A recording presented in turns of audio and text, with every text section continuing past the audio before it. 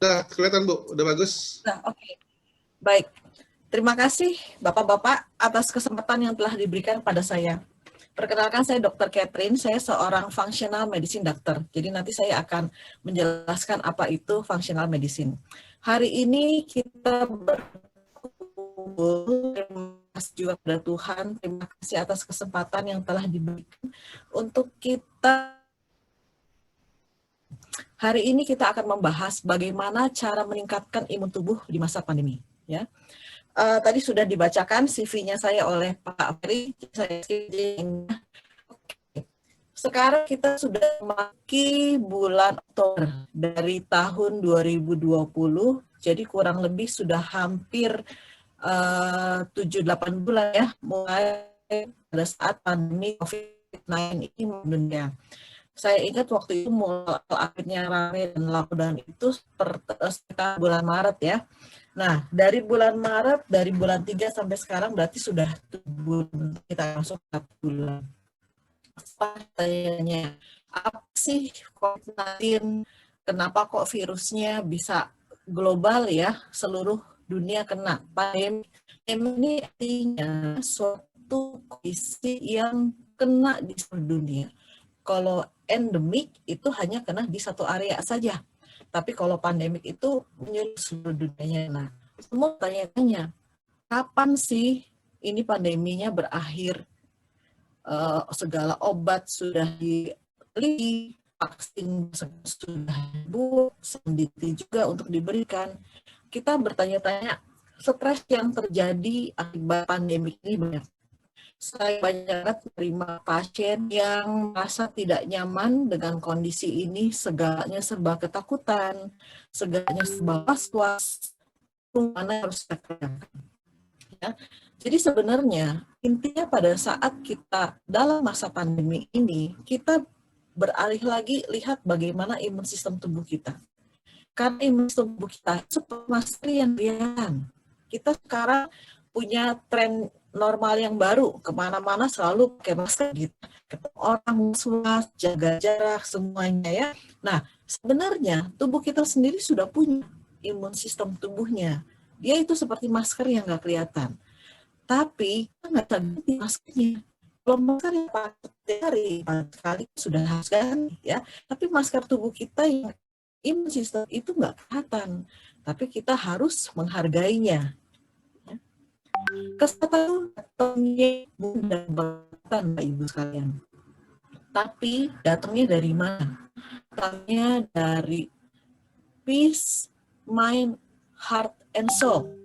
Jadi kita mesti sering-sering nih ketemu, ketawa-ketawa, memberikan energi, meningkatkan energi cinta kasih. Nggak bisa ketemu fisik, nggak apa-apa. Ada Zoom, bisa komunikasi dengan teman-teman, dengan saudara, sharing kayak positif-positif. Ya. Nah, filosofi dari functional medicine itu adalah satu ilmu yang melihat pasien itu sebagai apa? Sebagai satu kesatuan secara holistik. Jadi, it's whole person approach. Jadi, saya melihat pasien yang datang ke saya itu sebagai suatu orang yang utuh. Untuk orang enggak cuma penyakitnya. Kalau obatin orangnya, berarti kan kita harus cari tahu sampai akar masalahnya nih. Ya, jadi ibaratnya ini adalah tubuh kita, yang kecil ini adalah tubuh kita. Nah, saya cari tahu itu sampai kemana asalnya. Nah, akar-akarnya ini semuanya itu berpulang ya, karena kita nggak cuma nyembuhin penyakit, kan tadi saya bilang, saya menyembuhkan orangnya. Jadi saya juga harus menyembuhkan mind, body, dan soul-nya. Nanti kita akan belajar bagaimana caranya mengkonek, nyambungin tubuh dan jiwa kita untuk naik ke sistem bentuk kita. Ya. Kalau dalam TCM, kedokteran Chinese medicine, itu terkenal dengan 5 unsur alam. Ya, saya ambil sebagai apa? 5 unsur alam ini sangat berkaitan dengan mind, body, dan soul kita. Ya, 5 unsur itu terdiri dari apa aja sih? Pertama dari unsur earth, atau tanah ya, dengan cara kita nanti grounding. Nanti saya akan jelaskan. Terus kemudian unsur yang kedua adalah water ya. Water ini penting untuk hydrating. Tubuh kita itu selalu memerlukan air ya. Jangan sampai kita dehidrasi. Nanti timbul penyakit, detoksifikasi tidak jalan ya. Terus kemudian fire. Unsur alam yang ketiga adalah fire. Fire itu apa sih? Matahari. Penting banget kita mesti jemuran ya. Terus kemudian unsur yang keempat adalah udara. Air. Bagaimana cara kita bernafas? Bagaimana cara kita mengoptimalkan napas kita untuk paru-paru kita yang lebih bagus ya. Dan yang terakhir kita masuk ke masalah soul kita. Ya, unsur terakhir, unsur kelima adalah unsur space atau angkasa. Dengan cara apa? Dengan cara mindfulness ya. Nanti saya jelaskan lagi apa itu mindfulness. Oke. Unsur yang pertama tadi adalah unsur tanah kita dengan grounding. Ya. Grounding itu apa sih? Ada orang beberapa yang menyebutkan grounding itu earthing. Ya, mungkin kalau saya ngomong earthing, ada tahu nih. Jadi intinya grounding atau earthing itu ngelihat apa? Kita harus menyentuhkan refers to direct skin contact with the surface of the earth. Jadi kulit tubuh kita itu nempel sama tanah. Ya kalau kita Google nih, health benefit buat grounding itu apa sih? Oh banyak banget. Bapak Ibu pernah ngerasain gini nggak? Tiba-tiba kita lagi jalan gitu atau ketemu, terusnya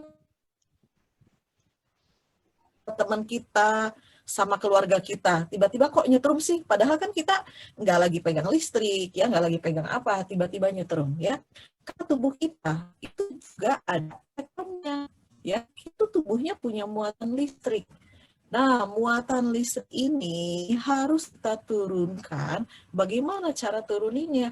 Dengan grounding, ya. Nah, muatan listrik ini berbahaya dalam tubuh kita. Kita kan sekarang, apalagi sekarang benar-benar semuanya serba di rumah nih, working from home. Wi-Fi nyala hampir 24 jam. Telepon, semuanya kita sistemnya adalah kita ngandelin jaringan internet. Karena itu lagi mulai nih, ada 4G gitu ya. Katanya kalau anak saya bilang 5G lebih presisi, Mam, lebih cepat. Dan nyambung gitu ya. Nah, bahayanya Wi-Fi di dalam tubuh kita kenapa? Kan tubuh kita itu banyak selnya selalu bergerak. Dan kita juga kan punya mata elektron, makanya nyambung. Nah, pada saat kita kelebihan muatan elektron tersebut, itu juga nanti mengganggu sistem imun tubuh kita. Makanya kita perlu grounding. Karena grounding ini banyak banget manfaatnya ya. Kita bisa naik, bisa improve tidur kita ya, juga bisa untuk meredakan sakit, nyeri di sendi, kemudian sakit kepala ya. Yang paling penting adalah release stres. Karena pada saat kita stres, satu hormon namanya hormon kortisol itu yang keluar ya. Nah, kalau hormon kortisolnya tinggian ya, pasti deh nggak bisa tidur, nyeri kemana-mana, terus kemudian darahnya juga tidak lancar, dan otomatis inflamasi akan naik. Kalau inflamasi naik, tubuh kita tambah turun ya. Caranya gampang kok kalau grounding. Karena intinya kan kita nempel nih ke tanah ya. Nah, nempel ke tanah bisa seperti gambar ini. Kita lepas alas kaki barefoot ya, terus nempel di tanah ya, bukan di tanah yang bawahnya. Kita grounding ya, tanahnya itu harus nempel ke bumi. Jadi kalau ada lapangan ya, ada rumputnya, kita jalan di atas rumput ya. Nah, balada nih, saya tinggalnya di apartemen, nggak punya tanah, jadi groundingnya susah. Jadi ya udah, saya groundingnya apa? Meluk pohon. Ya, meluk pohon yang besar ya, yang akarnya itu nempel ke tanah. Nah, pada saat kita peluk pohon ya, itu juga salah satu sistem grounding karena kita melepaskan elektron-elektron muatan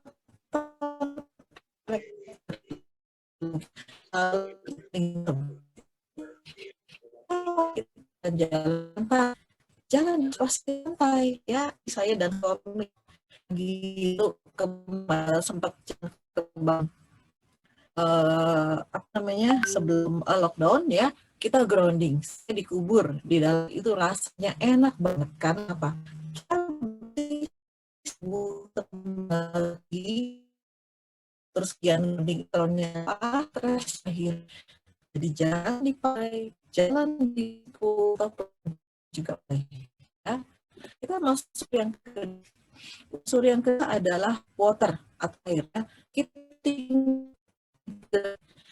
situ kita hari minum. Pasien banyak yang tanya kayak, dok, saya itu minumnya harusnya berapa sih? Kan kita harus minum, nggak boleh kelebihan ya, nggak boleh kelebihan, boleh kurang. Kenapa dehidrasi penyakit timbul mulai dari kemudian juga aliran darah nggak lancar. Terus kalau kita tes ya, kita bisa lihat tubuh kita kekurangan cairan atau enggak. Dengan caranya gampang. Dan Dok, sepertinya dokter atau di water. baik. Banyak pasien yang tanya ke saya, dok, berapa banyak sih air yang kita minum ya? Karena kita nggak boleh kekurangan air. Kalau kita kekurangan air, nanti banyak penyakit yang timbul, mulai dari pembuluh darahnya mengecil karena kita dehidrasi, bisa juga kita peredaran darahnya nggak lancar, darahnya jadi kental ya. Paling gampang kita tahu tubuh kita kekurangan cairan apa enggak, gampang. Pada saat kita ke laboratorium, kita tes darah, kan biasanya sekalian tes kencing nih, tes urin. Nah, di tes urin kalau kita lihat itu kan ada tulisan pH. pH tubuh yang normal itu pH-nya dari 5 sampai 7. Kalau kita 5 sampai 8 kalau kita lihat di laboratorium, di hasil lab ya. Nah, kalau pH 5, pH 6 artinya tubuh kita asam. Kalau tubuh kita asam, bakteri, virus, jamur gampang berkembang biak karena mereka bisa berkembang biak di daerah yang kurang udara.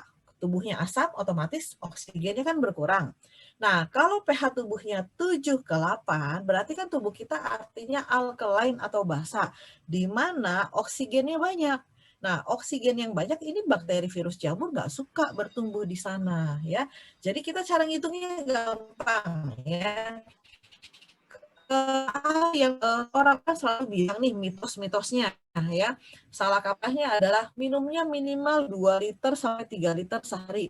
Betul, tapi kita mau lebih presisi lagi nih, karena sebenarnya kita bisa ngitung kok kita butuh airnya itu berapa ya. Normal kondisi saya cara menghitung kebutuhan air kita di kondisi yang normal, ada tertentu, tidak ada gagal ginjal, tidak ada gagal jantung, dan regular activity, bukan lagi olahraga berat, terus kemudian atau lagi kondisi fisik yang lelah ya. Nah, itu 1 kilo pertama. Itu kita memerlukan air sebanyak 1 liter. Ya. 10 kilo kita perlu air setengah liter. Sisanya setiap 1 kilo kita memerlukan air 20 cc. Yuk kita ngitung. Oke, coba Pak Ferry. Pak Ferry kebutuhan airnya berapa, Ferry? Kita hitung ya.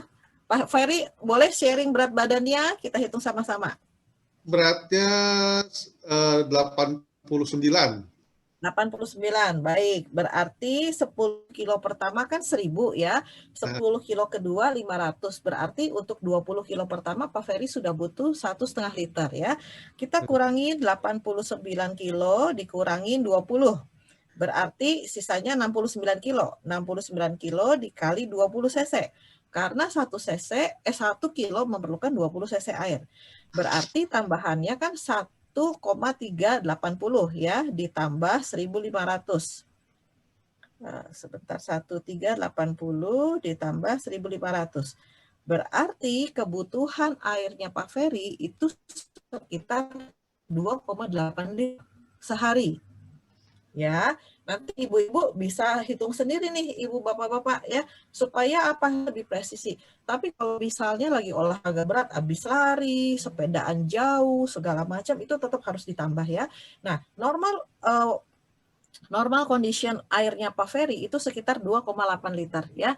Nah, 2,8 liter itu juga ada caranya minum.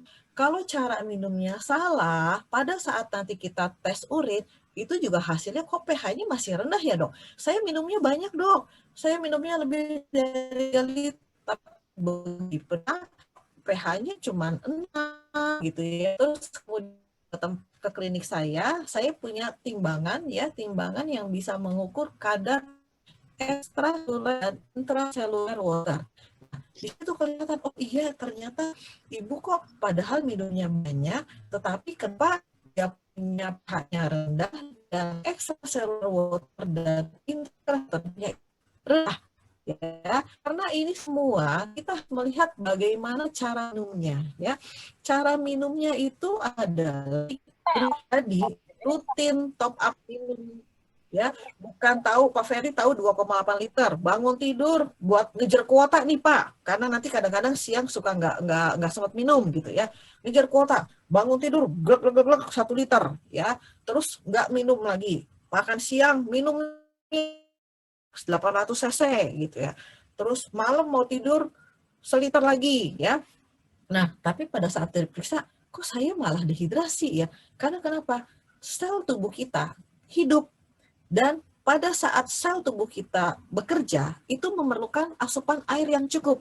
Makanya kita mesti minumnya sering.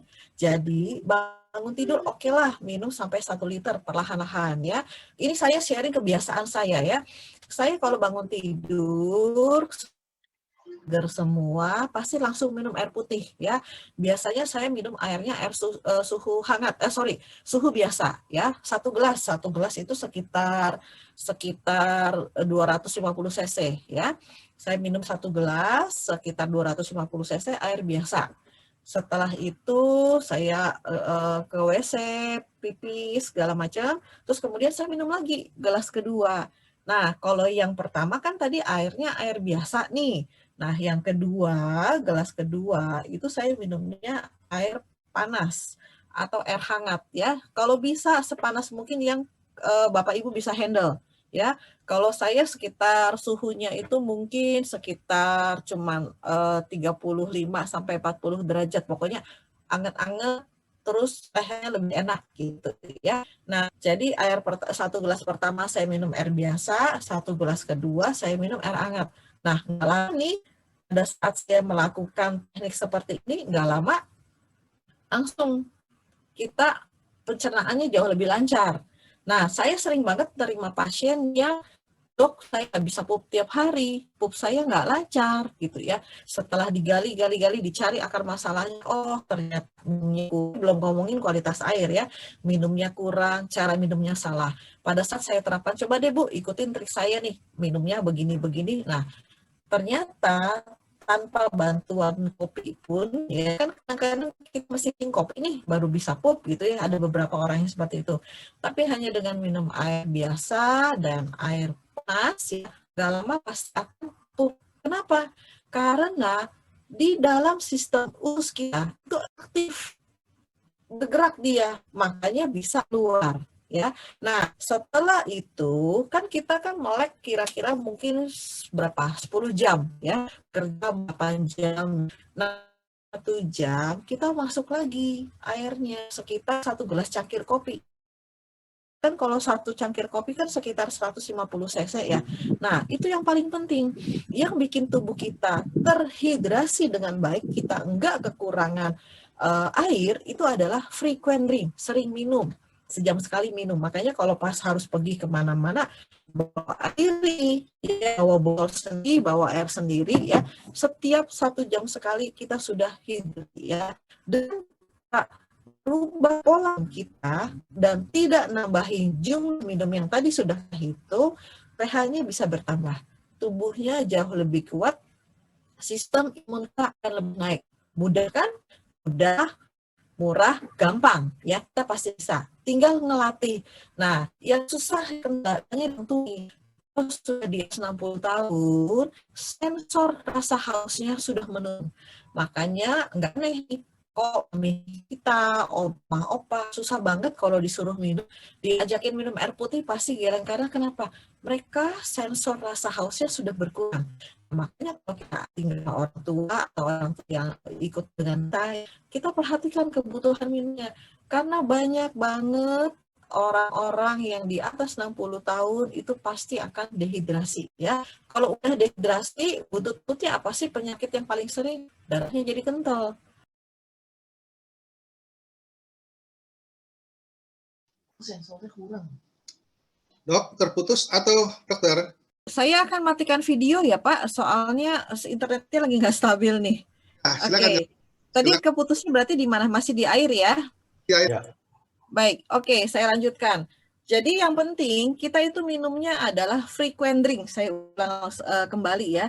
Jadi pagi-pagi minum, terus kemudian setiap 1 jam sekali 100 cc air itu minimal sudah masuk ke dalam tubuh kita.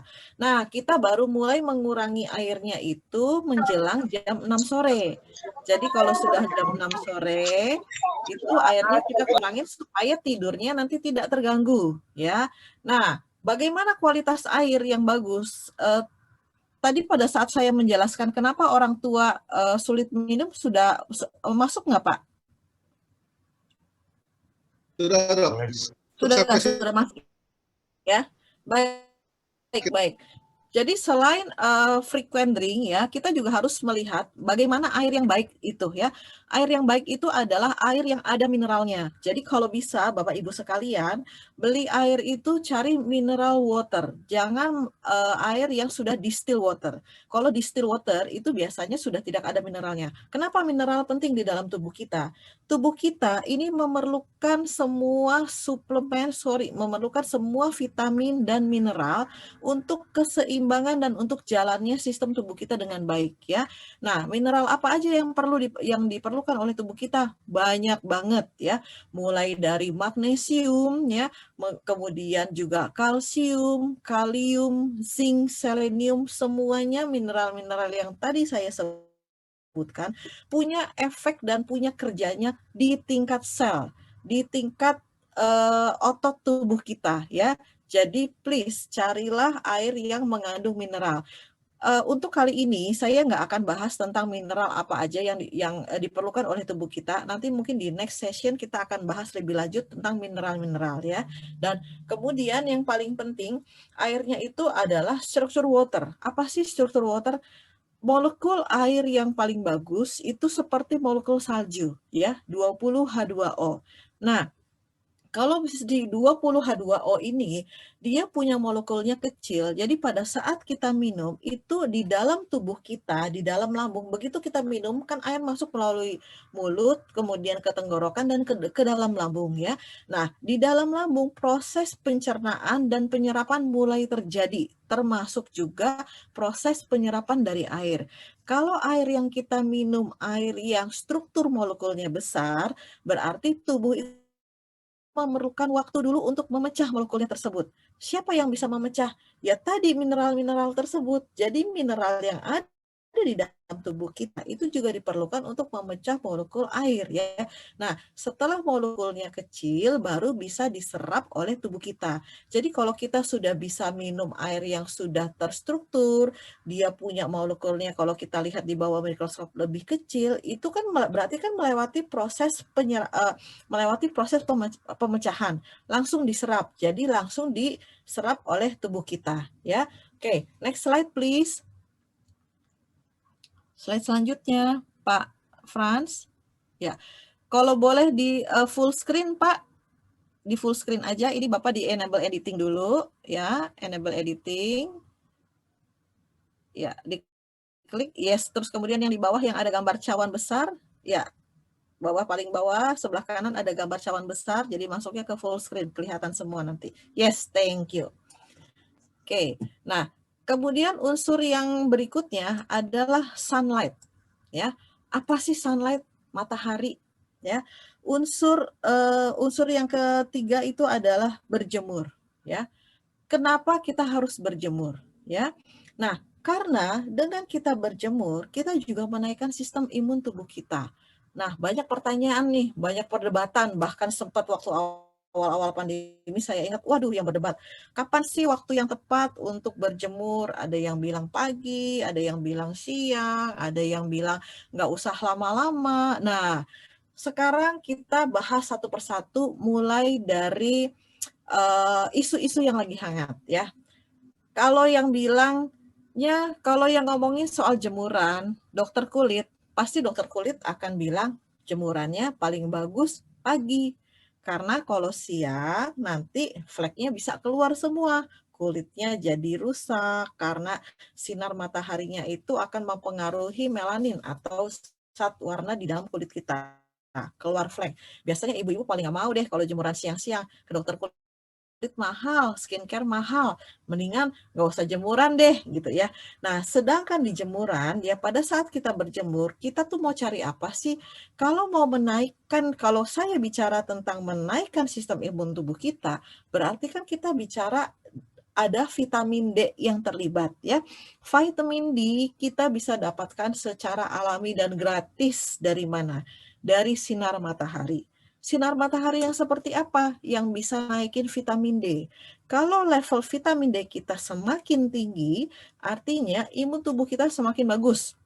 Nah, Bapak Ibu di sini siapa yang sudah pernah cek level vitamin D? Kan sekarang gampang cek level vitamin D di semua lab yang ada di Jakarta, yang ada di Indonesia, kita bisa tes ya. Kalau kita lihat hasilnya, normalnya itu antara 30 sampai 100 ya. Kalau ternyata hasil tes kita di bawah 30, berarti kita disarankan untuk mengkonsumsi vitamin D. Karena vitamin D itu adalah salah satu vitamin ya yang bisa meningkatkan metabolisme tubuh kita. Dan kita bisa mendapatkan vitamin D gratis dari apa? Dari jemuran. Nah, jemurannya jam berapa yang tepat? Kalau kita bicara naikin sistem imun tubuh kita, nggak usah pusing-pusing. Ada satu aplikasi ya di App Store atau di Google Play ya, itu namanya Dminder Apps nih. Gambarnya seperti ini. Saya sudah screenshot tempelin di situ ya. Jadi nanti Bapak Ibu boleh download apps-nya namanya Dminder. Kita merimain bagaimana vitamin D kita. Nanti dia kelihatan nih di situ, lihat. Di situ kan ada gambar yang setengah lingkaran ya Pak ya. Yang setengah lingkaran ada gambar mataharinya ya. Nah, apps ini akan kasih tahu ke kita karena dia melihat berdasarkan lokasi. Jadi kalau misalnya di Jakarta biasanya sun exposure itu paling bagus antara jam 11-an ya. Ganti-ganti kalau lagi mendung biasanya nanti UVI indeksnya juga kelihatannya lebih rendah segala macam ya. Nah, yang kita lihat di sini apa? Di sini lihat kalau di pojok kanan ya ada UVI. UVI itu adalah UV index. Kalau matahari, kan kita tahu matahari punya sinar ultraviolet. Ada ultraviolet A dan ultraviolet B. Nah, kalau ultraviolet A itu panjang gelombangnya itu panjang dia, ya. Jadi pada saat bumi kita kan berputarnya nggak bulat ya Pak. Bumi kita itu kan berputarnya elips nih. Jadi kalau pagi-pagi pada saat matahari baru nongol, itu kan kita kan jaraknya masih jauh nih putaran sumbu putarnya antara matahari dengan bumi itu masih jauh. Nah, sinar UVA di matahari pagi itu yang paling banyak ya. Nah, kalau sinar UVA itu justru dia merusak kulit, bikin flek segala macam ya. Nah, si sinar UVA ini yang bisa naikin vitamin D itu apa sih? Justru bukan si UVA, tapi UVB. Nah, tapi ultraviolet B panjang gelombangnya lebih pendek. Jadi kalau kita jemurannya pagi-pagi, kita memerlukan waktu yang lebih lama untuk mendapatkan vitamin D yang lebih optimal. Jadi kalau misalnya kita jemuran, ini saya bicara Jakarta ya, kalau nanti di luar Jakarta kita masih lihat dulu nih di Mindernya sun exposure-nya, UVI-nya itu karena nanti pasti akan berubah ya. Nah, kalau kita jemurannya di bawah jam 10 untuk wilayah Jakarta ya, kita memerlukan waktu minimal 1 jam untuk mendapatkan manfaat yang optimal dari jemuran ya. Tapi kalau pada saat kita jemurannya menjelang siang ya, menjelang tulisan di sini sun exposure pressure, kita cukup 15-20 menit aja ya. Nah, bukan berarti kita jemuran kelihatan semua nih Pak ya. Minimal 30% kulit kita terpapar sinar matahari. Jadi buat ibu-ibu, mukanya tutupin, pakai sunblock boleh, pakai topi boleh, tutupin. Yang penting apa? Yang penting tangan, lengan, paha, kaki itu kejemur ya. Nah, dengan minimal 30% badan kita kejemur, itu imun tubuh kita akan lebih naik ya. Nah, kalau bapak-bapak mah enak, udah buka kaos aja, kan cuma 15 menit nih, jemuran, dapat punggung segala macam. Semakin banyak tubuh kita yang terpapar sinar matahari saat jemuran, level vitamin D-nya akan cepat lebih naik lagi ya. Oke, next slide please. Slide selanjutnya, Pak. Oke. Nah, sekarang kita masuk ke unsur udara, ya. Unsur berikutnya adalah unsur udara. Saya mau ngajarin di sini adalah mindful breathing, ya. Kita tuh mestinya bernafas ya, karena dengan bernafas yang benar ya, kita akan menurunkan kadar kortisol. Kadar kortisol itu apa? Hormon yang bikin stres. Udah bosen di rumah aja, nggak kemana-mana, kerjaan jadi banyak, masak terus, makan terus, tambah gemuk. Nah, itu udah keluhan ibu-ibu yang biasa nyampe ke saya seperti itu ya.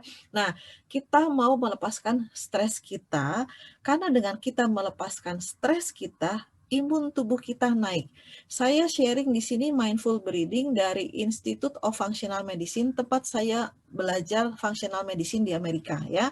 Ini dalam bahasa Inggris, nanti boleh di-share juga ke audience kalau yang mau berminat ya Pak. Nah, kita ajak Bapak Ibu sekarang latihan yuk.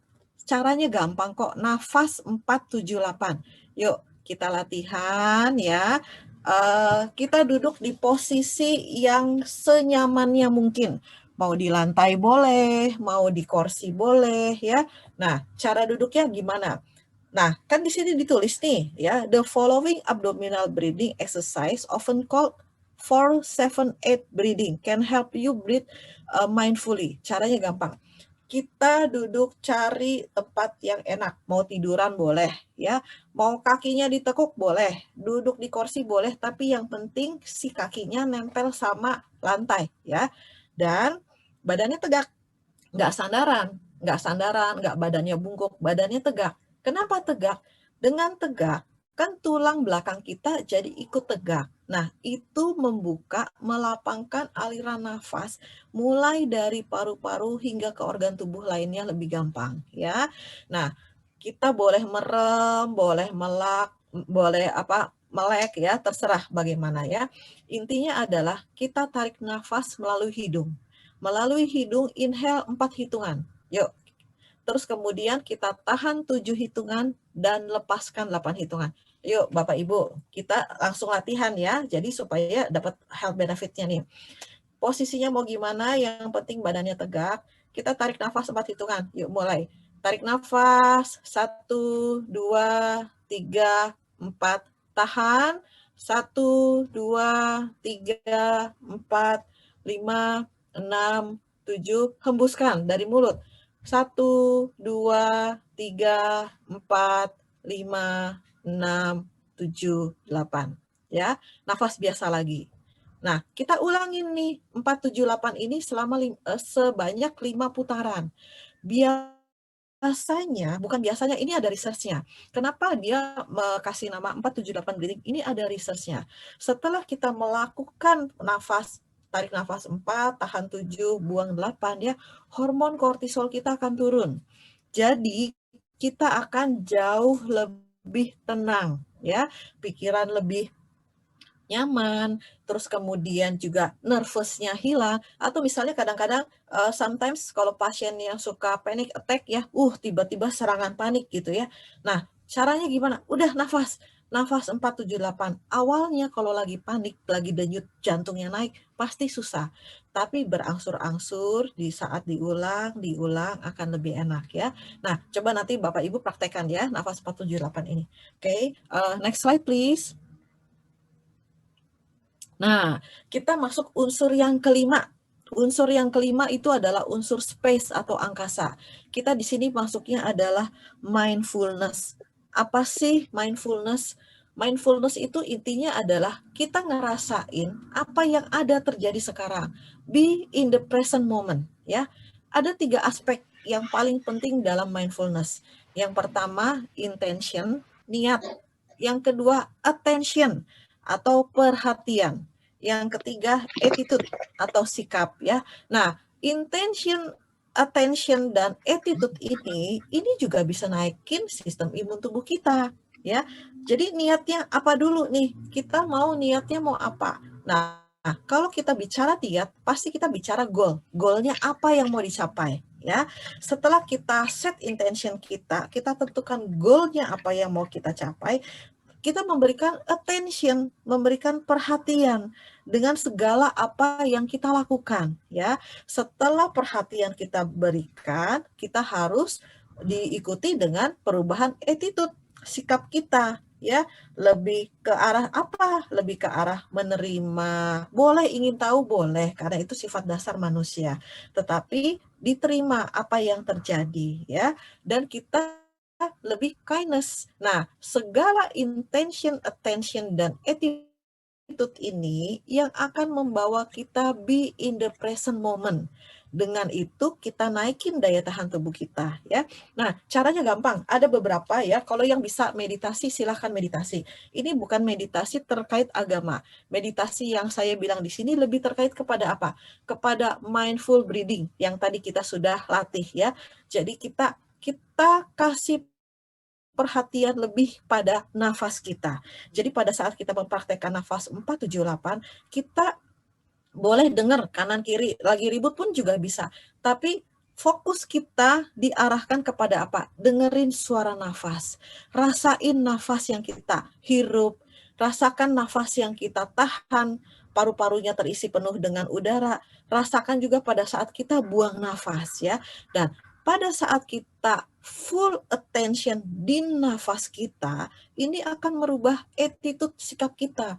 Makanya kenapa jadi lebih tenang, ya, lebih nyaman, nggak gerabak-gerubuk, ditanyain lebih oke, dan lebih ke arah present moment, ya. Nah, ada beberapa juga penelitian yang mengatakan humming juga membantu. Humming tuh apa sih? Apa ya? Bergumam, ya, bahasa Indonesianya bergumam, ya. Ada yang boleh sambil nyanyi, ada yang cuman gitu. Nah, ini ada researchnya. Kenapa kita harus bergumam, kita harus humming? Karena pada saat kita bergumam, kita mengaktifkan satu syaraf namanya nervus vagus. Nervus vagus ini punya direct connection langsung ke otak kita untuk meredakan hormon kortisol, ya. Kan tadi saya bilang kalau kortisol itu adalah biang stres. Hormon kortisolnya tinggi, stres, deg-degan, keringetan, nggak bisa fokus, ya, semuanya serba chaos, ya. Pada saat kita humming, kita menggetarkan, ya, kan lidah kita ini akan bergetar pada saat kita coba, itu kan kita ngerasain getaran di mulut kita dan di dalam lidah kita. Nah, sensor humming itu dia langsung naik ke kelenjar pineal yang ada di otak kita untuk meredakan hormon kortisol. Jadi, dengan meditasi, dengan kita latihan nafas, dengan kita bergumam, boleh aja bergumamnya sambil nyanyi, bukan nyanyi, apa namanya, bersenandung lagu, itu boleh. Karena dengan kita humming, kita bersenandung, hormon kortisol kita akan turun, ya. Nah, mindful ini juga lebih ke arah apa? Semuanya kan attention apapun yang kita lakukan, ya. Mindful eating, kita makannya jangan sambil makan, sambil WA-an, sambil makan, sambil dengerin nonton TV segala macam. Karena kita kenapa? Kita kan harus memberikan perhatian fokus, ya. Nah, perhatian fokusnya itu kepada apa? Apa yang kita makan, ya. Kita rasakan makanannya tersebut, ya. Kita kunyah dengan baik, ya. Kita kunyah dengan baik untuk apa? Untuk supaya kerja dari usus kita, kerja pencernaan kita tidak berat.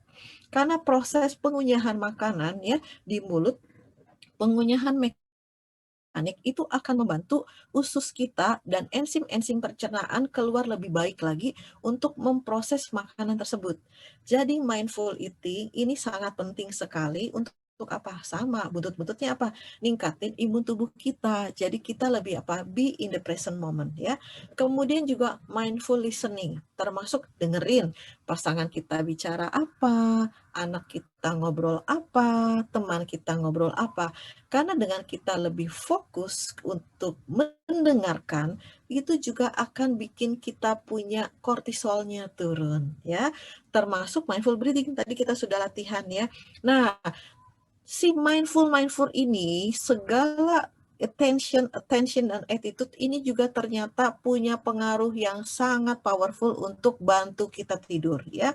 Mindfulness for insomnia and sleep disorder. Ini akan membantu kita tidur lebih nyenyak. Karena tidur bukan panjangnya tidur. Wah, saya tidurnya 12 jam ya. Bukan panjangnya tidur, tetapi kualitas tidur yang paling penting ya. Tidurnya benar-benar deep sleep. Jadi kalau misalnya Bapak Ibu ada yang pakai jam-jam digital yang bisa ngecek, kan sekarang banyak apps nih. Mau Apple Watch, mau Samsung, mau Garmin atau whatever jam digital yang kita pakai, itu kita bisa ngecek tidur kita itu berapa lama nyenyaknya. Karena dengan kita deep sleep, seluruh sistem organ tubuh kita itu bekerjanya lebih pelan. Kita ngasih kesempatan jantung kita lebih pelan denyutnya. Kita ngasih kesempatan pencernaan kita untuk istirahat. Kita ngasih kesempatan untuk liver kita melakukan proses detoksifikasi atau pembuangannya lebih bagus ya. Nah, dengan tidur yang baik, dengan tidur yang bagus dan nyenyak, itu akan meregenerasi sel-sel tubuh kita dan naikin sistem imun tubuh kita. Jadi penting banget gitu ya. Jadi mindfulness itu semuanya yang kita lakukan di dalam kehidupan kita ya, termasuk apa? Termasuk apa yang kita omongkan, apa yang kita pikirkan ya.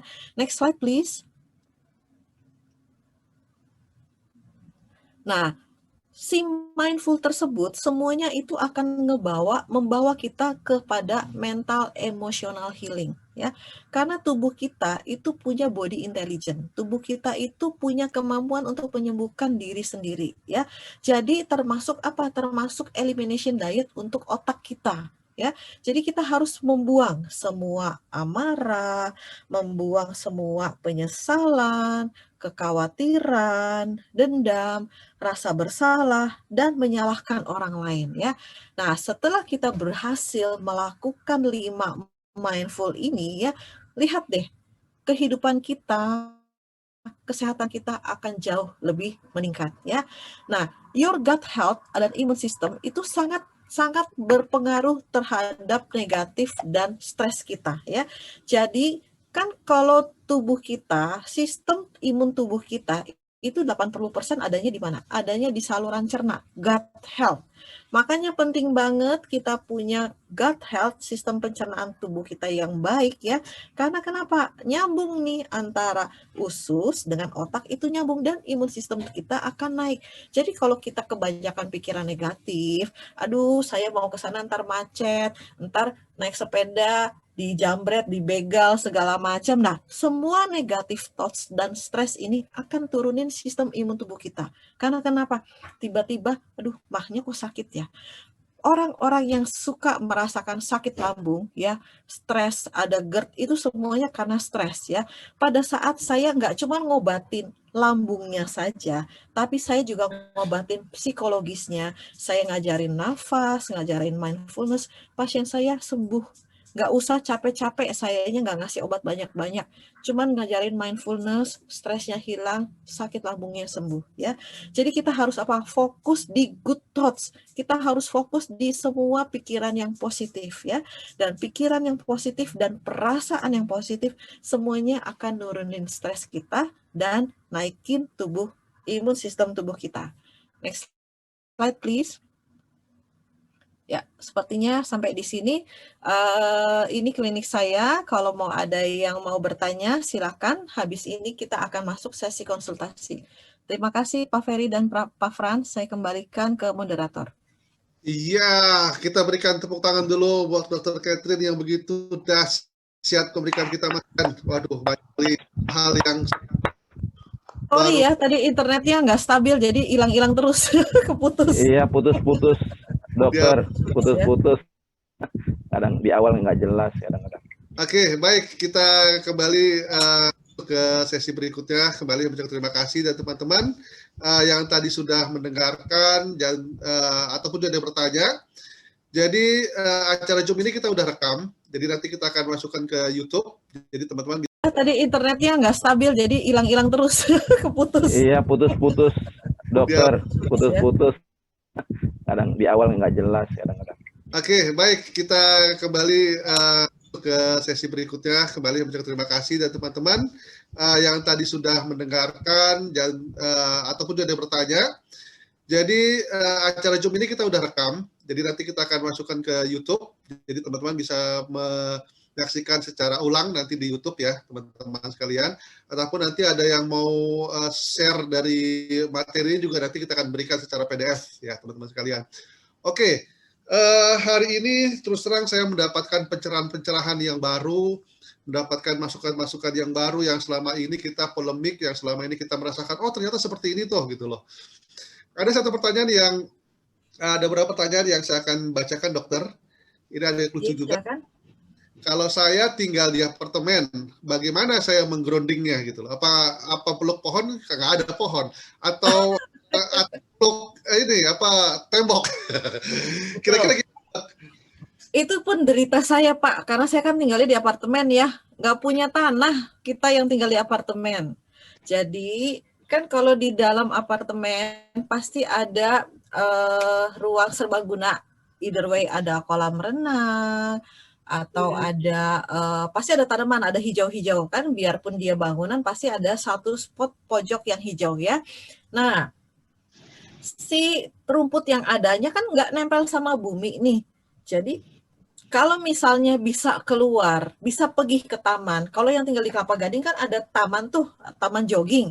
Nah, boleh ke taman jogging, grounding di taman jogging, atau peluk-peluk pohon yang ada di taman ya. Tapi kalau misalnya takut, nggak berani, takut ketemu orang segala macam, kita pakai visualisasi. Jadi kalau ketemu pohon di apartemen, ini yang saya lakukan ya, saya sharing.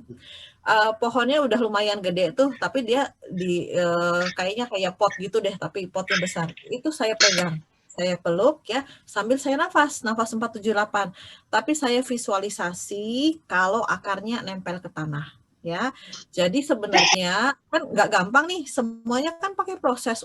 Even though untuk visualisasi, nggak usah visualisasi dulu deh. Coba siapa yang berani peluk pohon yang ada di pinggir jalan? Ayo. Pasti juga pada mikir kan? Nah, jadi itu makanya tadi mindfulness-nya antara intention, attitude, sama attention-nya ini yang mesti kita latih ya. Jadi semuanya perlu proses. Kalau nggak berani peluk pohon, kalau saya mah pohon yang ada saya peluk. Makanya tadi gambarnya kan itu saya lagi peluk pohon gitu ya. Nah, kalau bisa pasir pantai boleh di pasir pantai. Kalau bisa jalan ke taman ya sudah di taman aja, lepas kaki yang paling penting ya. Karena gini, pada saat kita grounding itu juga kan menemukan ada healingnya. Tadi kan di situ di slide ditulis kalau untuk healing ya, untuk proses penyembuhan kita proses penyembuhan itu groundingnya sekitar 30 sampai 40 menit. Tapi kalau rutin itu 15 menit aja cukup ya, tiap hari cukup gitu ya. Jadi nggak harus peluk seperti yang saya kemarin kerjakan ya. Bisa juga kita sandaran di pohon, bisa juga kita pegang. Intinya apa? Intinya grounding karena kita mau melepaskan elektron, melepaskan pengaruh semua radiasi yang ada di dalam tubuh kita itu ke tanah ya. Ibaratnya kayak kalau bangunan kan ada penangkal petir tuh Pak.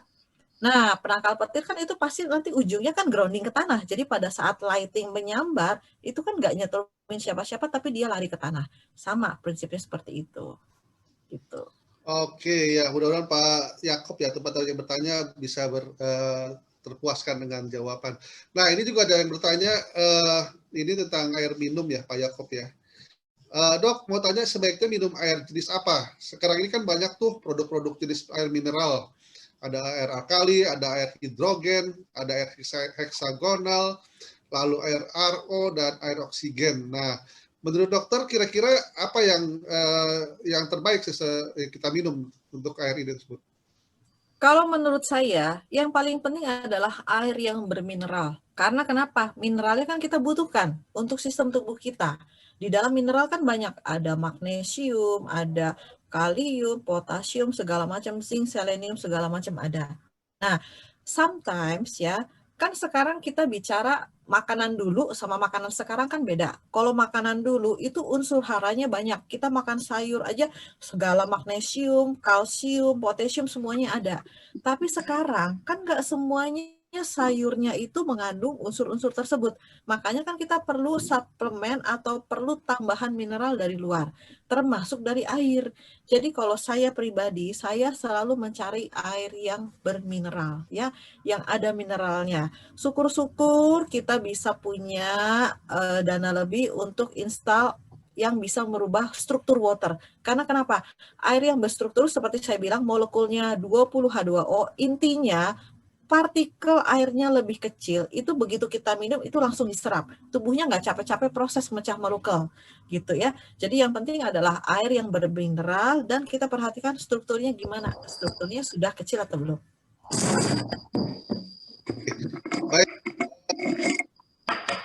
teman yang mic-nya masih terbuka, tolong dimatikan karena kita terdistorsing dengan suaranya. Oke, ini juga ada pertanyaan lagi nih, Dok.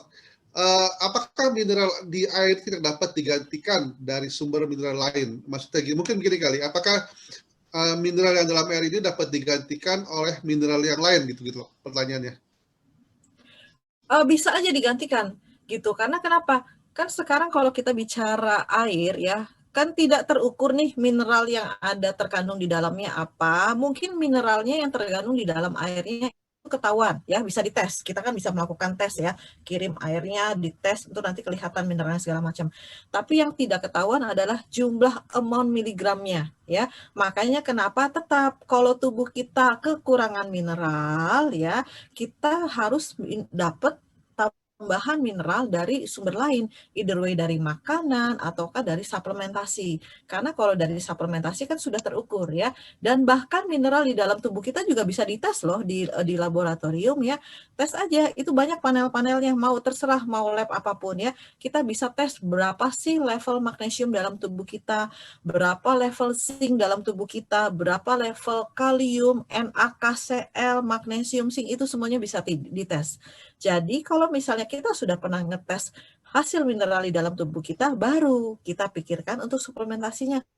Oh, ternyata kalsium saya sudah cukup nih, angkanya sudah di batas normal. Berarti kita nggak perlu tambahan kalsium. Mungkin justru magnesiumnya yang kurang. Kita harusnya minumnya adalah magnesium. Jadi, apakah mineral di air tidak dapat digantikan dari sumber mineral lain? Bisa digantikan ya. Bukan berarti kita menghilangkan zat-zat mineral yang ada di dalam air ya. Jadi tetap minumnya adalah air yang bermineral karena mineralnya itu banyak banget di dalam air. Kita nggak bisa sebutin satu persatu. Sedangkan suplementasi atau mineral yang ada di makanan itu terbatas. Oke, nah ini juga berhubungan dengan pernapasan tadi, kembali lagi. Tadi dari Ibu Agustini, dia menanyakan bahwa tadi arahan 478 kaki itu nempel di lantai. Nah kembali lagi dok, di masalah lagi nih, kan apartemen nggak nempel di tanah dok, gimana gitu loh? Nggak masalah Ibu Agustin, saya juga tinggalnya di apartemen, tapi saya tiap hari pasti 478 gitu. Yang penting kenapa? Yang penting kita rileks. Jadi intinya tuh duduk kan kadang-kadang kursi ada yang tinggi tuh. Kalau kursinya ada yang tinggi kan berarti kan kakinya gantung. Nah, kalau kakinya gantung, peredaran darah ke arah sananya itu kurang lancar. Jadi prinsipnya adalah kakinya tuh nempel di lantai untuk supaya kaki kita rileks dan badannya tegak gitu ya, badannya tegak. Jadi semua sistemnya ya, kan saya belajar TCM juga, itu kan aliran Qi itu lancar jalannya gitu. Jadi kakinya nggak boleh gantung, kakinya harus rileks ya. Jadi kalau misalnya kursinya tinggi ya mendingan geleprok aja di bawah gitu loh. Bersila kayak atau even tiduran pun boleh gitu. Oke, nah ini ada pertanyaan juga yang dari Pak Riki H. Saya tidak bisa deep sleep karena kalau bangun selalu pusing disebabkan hidung tersumbat. Sudah semprot pakai nasal spray tapi tetap mampet hidungnya. Nah, kira-kira sarannya apa dok gitu loh? Jadi nggak bisa tidur karena hidungnya mampet terus nih ceritanya nih. Ya, ini Pak Riki, ini sudah masuk ke ranah konsultasi ini Pak. Baik Pak Riki, jadi gini, kalau saya melihat keluhan dari yang Pak Riki sampaikan, ini kita harus gali lagi satu persatu sumber masalahnya apa ya. Nggak bisa tidurnya kenapa? Apakah karena ngorok, ada sleep apnea, atau peredaran darahnya nggak lancar? Kalau darahnya kental, otomatis juga kan bangun tidurnya pusing segala macam karena oksigennya nggak nyampe ke otak ya. Konsumsi airnya bagaimana? Sudah cukup atau belum ya? Terus kemudian Bapak dibilang ada alergi. Alerginya apa? Karena yang kayak gini-gini kita harus singkirkan satu persatu ya. Kita melakukan ada pengisian kuesioner, kita melakukan screening satu persatu, tes darah apa yang sudah dikerjakan ya. Jadi berjemur salah satu cara yang sangat ampuh ya untuk mengurangi hidung mampet. Itu betul sekali Pak ya. Jadi kalau bisa usahakan Pak Riki biar murah meriah nih jemuran. Matahari gratis Pak, nggak ada yang ngecas kita mesti bayar. Kecuali kalau belanja baju di Matahari ya. Nah jadi jemuran aja ya. Set download di Mindernya, kita ikutin di situ karena di situ itu jelas banget berapa level vitamin D yang kita dapat, kita jemurannya berapa lama, mulainya jam berapa, itu enak banget ya. Ini by the way bentar lagi udah solar moon nih buat kita start jemuran di luar. Udah jam 11.20 ya. Oke. Baik, sebenarnya banyak sekali pertanyaan, tapi mengingat Ya, waktu, silakan.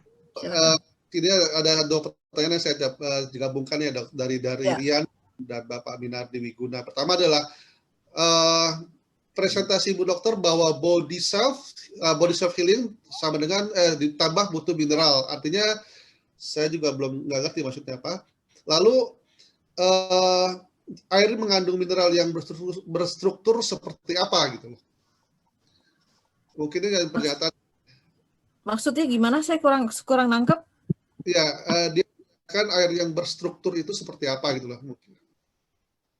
Oh, oke. Jadi gini, kita nggak bisa lihat secara kasat mata struktur water itu seperti apa. Yang hanya bisa melihat itu adalah laboratorium. Jadi airnya dites molekulnya seperti apa ya. Intinya gini, Bapak Ibu punya kulkas kan di rumah. Kalau kulkasnya yang zaman dulu yang cuma satu pintu, itu suka ada bunga es. Ya kan? Yang tebal bunga es itu kayak salju. Nah, air yang strukturnya seperti bunga es itu yang terbaik. Dan kita nggak mungkin dong air di rumah kita tes ya, itu biasanya ada alat tertentu yang untuk merubah molekul airnya. Nah, salah satu air yang sangat-sangat mirip dengan air berstruktur molekul 20H2O itu adalah apa? Mata air di pegunungan. Gitu. Jadi kalau kita bisa dapat sumber air dari mata air di pegunungan, itu struktur molekulnya biasanya sudah bagus. Nah, kalau kita ngandelin minumnya air pam apa segala macam yang sudah difilter segala macam ya. Nah, itu molekulnya besar tuh. Gitu. Jadi kita lihat yang satu air yang bermineral, yang kedua kalau bisa kan sekarang kemasan-kemasan kan pasti tulis tuh sumbernya dari mana. Nah, paling bagus adalah sumber dari mata air pegunungan. Itu strukturnya sudah oke, sudah kecil. Iya, oke, baik. Saya membacakan satu lagi sebelum saya tutup di sesi pertama ini karena kita sudah lewat sampai 15 menit. Iya, iya. Hubungan dengan jemur matahari ini masih polemik ya. Tadi kita juga udah mendengarkan secara jelas, cuman mungkin ada beberapa rekan-rekan yang belum menyimak.